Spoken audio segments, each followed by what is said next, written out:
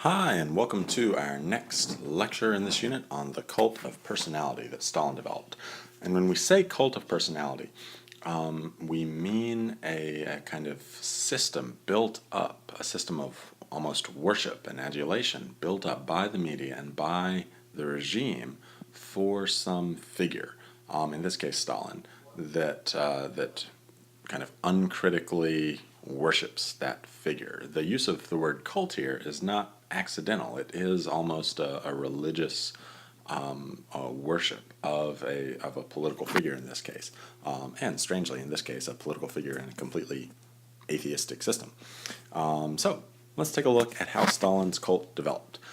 After Lenin's death in 1924, Stalin, despite his clever moves like tricking Trotsky into not going to Lenin's funeral and staying on the sidelines while Kamenev and Zinoviev went after Trotsky, Stalin was trying to be kind of low key. He wasn't the political system at the time was not such that it would raise up publicly one figure and say present a lot of pictures or homages to that figure. So Stalin's kind of behind the scenes tactics fit well in this system. That said, he did try to describe himself as Lenin's true disciple and paint out his opponents as anti-Leninists. And one interesting divergence from Stalin's relatively low-key public profile in the mid-1920s especially is the renaming of the city of Tsaritsyn as Stalingrad. That happened in 1925. At this point, there weren't a lot of other cities being named after major figures. You have Leningrad, but really that's it. More would come later. After cities would be named after Molotov, after Kirov, after Gorky, after other figures associated with Stalin's regime.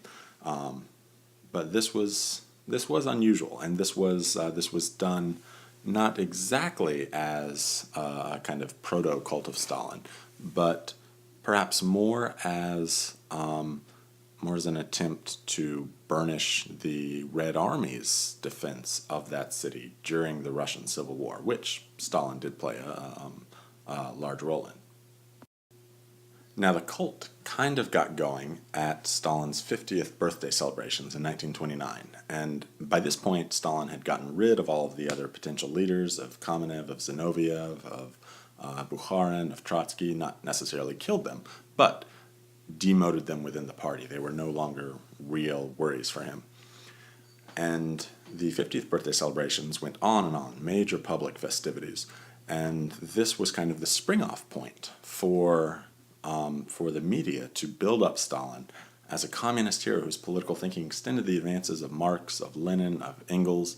And you see here a poster of Stalin left to right. You have Marx, then Engels, then Lenin, then Stalin. And the cult later reached kind of ridiculous proportions.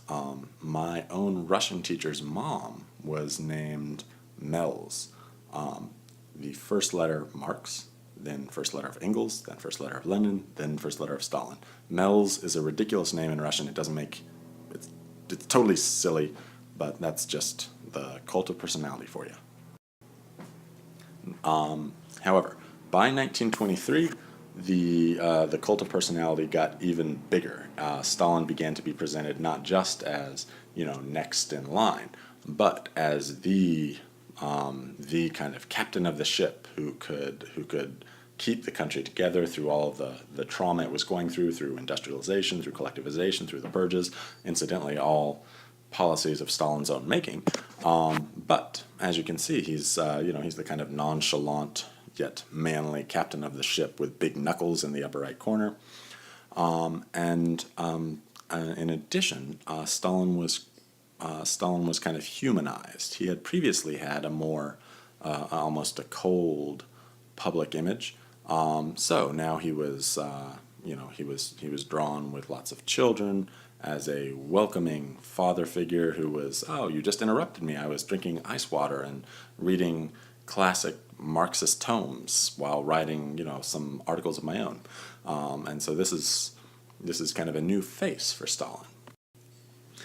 And as the 1930s went on, Stalin became more and more, the cult became more and more emphatic about how amazing Stalin was. He was, people thought he was the greatest brain surgeon in the world. If only he would just apply himself to brain surgery. He was a great genius in all kinds of areas. He was the best farmer. He was the best, general, and so on and so on. And this was he was celebrated in all different kinds of artistic aspects, in painting, sculpture, film, opera, and poems. There's this one below, which is really special. He gave us forever and ever youth, glory, and power. He has lit the clear dawn of spring over our homes. Let us sing, comrades, a song about the dearest person, about our son, about the truth of nations, about our Stalin. Let's sing a song. Seriously, that sounds really good in Russian, I promise. And Stalin's everything, as the 30s went on, everything about the cult just expanded. It became like perhaps the primary set of things to learn in school, in the Komsomol, which is the main communist youth organization. Think of it as the Boy Scouts, but everyone has to join it. And the art was done in a socialist realist style, which we'll talk about more in other places. But that basically means that an individual kind of artistic style or individual expression is sublimated, is kind of has to follow the rules of the Communist Party. And art exists only to explore and present the great future when communism will rule and the proletariat will be, will have destroyed the bourgeoisie, and so on and so on and so on. And as the 1930s went on, these representations did change. The cult of Stalin is very reactive to its time. It fulfills the needs that the leadership has. And so by the end of the 1930s, it's clear to much of the Soviet hierarchy that war is probably going to come against Nazi Germany. And so Stalin begins to appear more less humanized, as he was in the previous slide, and more kind of all-powerful, all-destroying, robot with giant laser eyes type Stalin. Another big aspect of this cult was the reinterpretation of history in favor of Stalin, to emphasize the things that Stalin had done in, say, the Russian Civil War, the Russian Revolution. All of a sudden, Stalin was there, overthrowing the Tsar on the barricades in February and October, when in reality Stalin was he was not very active in the 1917 revolutions. He, despite his work at Tsaritsyn during the Civil War, for the most part, he was not out there in the field. But as you can see here, he's telling Lenin what to do on the map of the Civil War. The Bolsheviks are surrounded on all sides, but Stalin knows what's up. He's pointing to, it looks like actually Tsaritsyn, later Stalingrad, later Volgograd, and now, for 9 days a year, back to Stalingrad again. That's right, Stalingrad Volgograd is now called Stalingrad sometimes. Part of this cult involved actually just getting rid of any alternative understandings of or proof of what had actually really happened. The major book, The History of the All-Union Communist Party, also called The Short Course, just in case you see it on Amazon or something, you should totally buy it. And actually, you probably can buy it on Amazon because there have been something like 50, 60 million copies sold.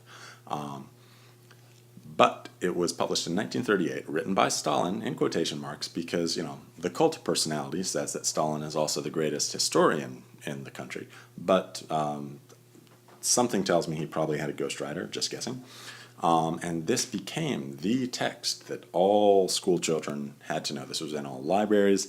Any other historical books that kind of put forth a narrative that was against this depending on how serious the deviation was, could be grounds for, say, expulsion from the party. They could get you fired. They could get you sent to Siberia. They could get you actually executed. And it's important to recognize how effective this whitewashing of history really was in the minds of the people towards which it was aimed. This is a world without the internet, without many sources of independent news, that kind of thing. So if it was in the All-Union Communist, the history of the All-Union Communist Party, that's really what happened. If you've read 1984, you kind of have an idea for how a totalitarian regime can create facts on the ground, can create its own history by controlling the information about that history. As I think George Orwell famously said, he who controls the past controls the future, and he who controls the present controls the past. So basically, if you have control of the media today, you can create your own past. And if the narrative of the past is what you say it is, then you can do whatever you want on into the future. Pretty scary. To go with these new kind of versions of history, the old versions were wiped away. There was physical or photographic evidence fabricated to corroborate the new versions of history. All the old heroes of the revolution, the people who had actually done the fighting, done the rebelling, and overthrew the old regime. Most of these people, those who were not already conveniently dead, they were wiped from history. For instance, what you see right here is maybe one of the most famous pictures from the revolution. You have Lenin up on a podium in front of the Bolshoi Theater in Moscow, exhorting the troops, firing them up before they go off to fight the Poles in, I believe, 1920. And on the photo on the top, this is the real photo, you can see Kamenev as the next highest guy with the cap, and Trotsky just beneath him. However, both of these people had been defeated by Stalin in the 1930s and the 20s as well, and executed for Kamenev and assassinated for Trotsky later in the 30s. So they were very inconvenient to be so close to Lenin in such a kind of riveting, inspiring photo as this. So in the in the short course in that textbook, and in throughout throughout Soviet media, the version on the bottom is the one that was spread, and you can see no Kamenev, no Trotsky, just some reporter guy kind of standing there with a cap. Other older books, people would have to tear pages out of that were offending, or they would have to scribble over, scratch out the faces of people who were now enemies of the people, who had previously been good Bolsheviks. Finally, during and after World War II, the cult of personality really hit its stride. This is about as totalitarian as you get. As you can see, Stalin is, he's no longer just, say, a great author and, theorist. He is a giant, military genius overseeing legions of red troops. On the right, he's tapping into that old Russian, or in this case, that looks kind of Georgian, religious devotion, and he looks. This is a classic icon from Orthodox Christianity, and so the Soviet propaganda masters are really effective here in utilizing the tools at their disposal. Okay, you've got an old population that's still in a lot of ways very religious. They haven't quite had the religious kind of need squeezed out of them yet. And so, hey, you just apply that to the cult, and all of a sudden you have a semi-divine Stalin. You have the poetry, and the paintings just get kind of more and more intense. I'll leave you to read this. It's not the best poetry you've ever heard. And finally, how did people react to this? Did they actually believe it? Actually, they did. Ordinary people especially.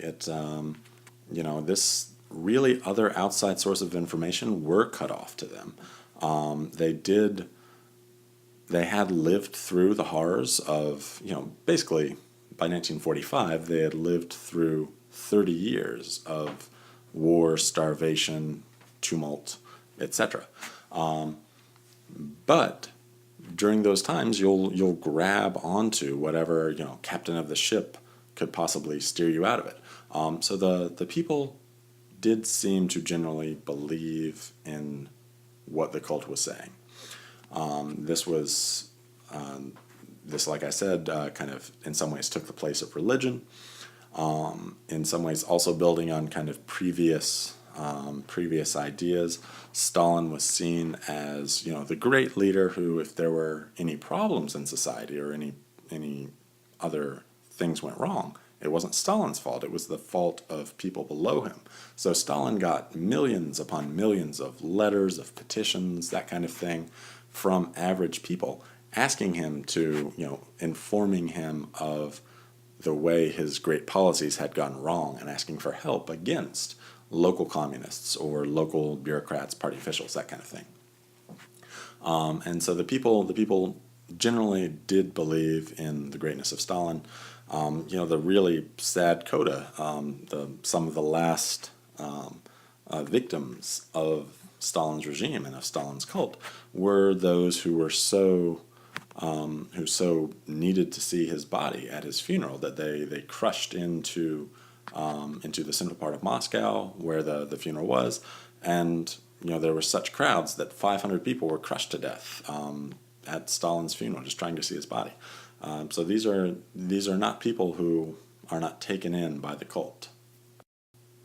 Other people, some people reject it. Intellectuals, artists, those who have access to outside news, those who were well educated before the communists took over and began censoring everything and kind of rewriting history. These are people who have a firm enough ground to stand on that they're not taken in by the cult, and especially because they're very often the major victims of the cult. Like anyone who is well educated and not kind of a rabid communist, anybody who wants to express individuality through art during this time period, during the 20s and 30s, has probably been executed, sent to the Gulag, exiled, something like that. So there definitely is a certain part of the population, the kind of more educated part, that does not buy into this. In the party, there were a lot of people who had risen up through the army, who had risen up through the party due to Stalin, and to some extent due to the wonderful new openings that opened up because Stalin had spent the last 20 years executing or exiling all of the other top party members.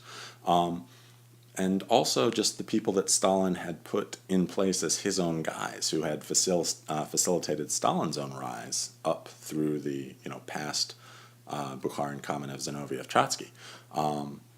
It was Stalin brought them up. They in turn brought Stalin up. So they truly were, I guess you could say, true Stalinists. But higher ranking officials, your really high ups, they knew the reality. They interacted with Stalin on a day-to-day basis. They knew that he wasn't the world's greatest brain surgeon who just happened to have a higher calling as party leader, say. But during this time period, during the terror, during the purges, they saw one after the other, all the other people around them being sent off or executed, and so they certainly weren't going to raise their hand and say, I don't think Stalin's actually this good. That's that's not a smart thing to do. And finally, Stalin himself. And there is debate on this. Not all historians agree on this, but from what I've seen, it seems that Stalin did not necessarily believe his own media. He knew that he wasn't so great. He didn't take. It wasn't about enjoying all this adulation necessarily for him. It was the cult of personality was more a useful tool that helped rally the people behind his policies and helped kind of stop any possibility of some other rival emerging. And after Stalin died, he shared space with Lenin in the mausoleum. Both of their bodies had been embalmed using very particular advanced methods, so they were able to be on display for decades. Lenin is still on display. Stalin was actually taken down in the 1960s. In fact, after the cult of Stalin kind of met its the first real official discrediting of the cult of Stalin was in 1956 by Nikita Khrushchev, Stalin's eventual successor, in what's called the secret speech, in which Khrushchev talked about the excesses and the bad things that Stalin had done. It was secret, though, so it didn't come out for years later, until years later. But that, in a nutshell, is the cult of personality of Stalin. If if you take a poll, the people of the old USSR, there's actually a pretty decent amount of support for Stalin as a historical figure and appreciation for him as a historical figure. So I wouldn't say that the cult of Stalin is necessarily done with, but it is no longer necessarily exactly entirely official policy. All right, have fun with that.